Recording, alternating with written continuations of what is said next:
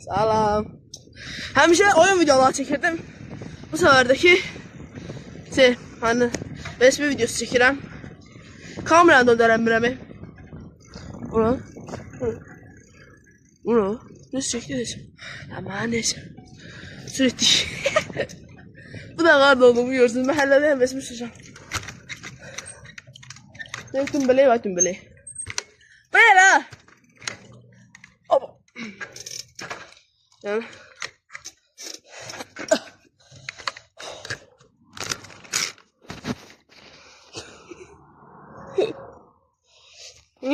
Sabitlemişim bunu. Kalıp burada. Xəstə var xəstə.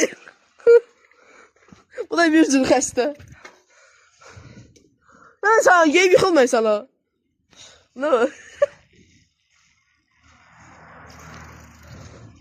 Bu da bizim mahalle. Bu da bizim mahalle xəstəsi. Ben yana sabitleyeyim.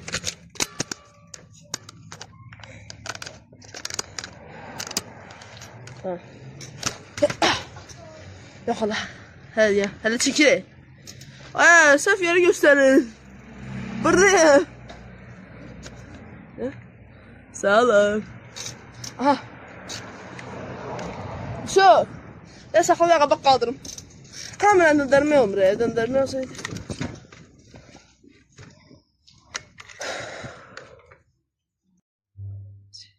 O çekti mi?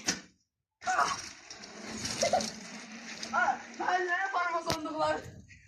O söyüşümü de çektim ama Muhammed. Allah.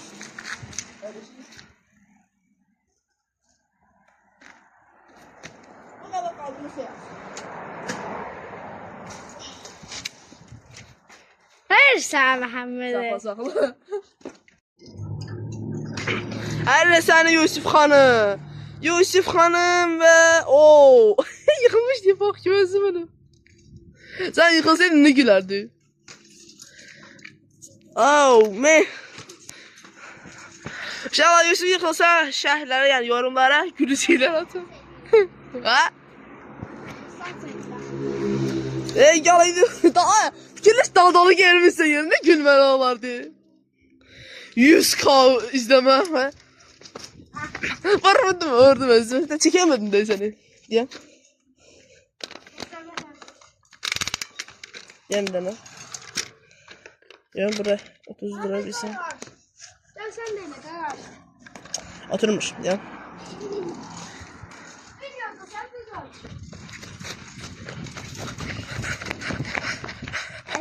Yedik sadece.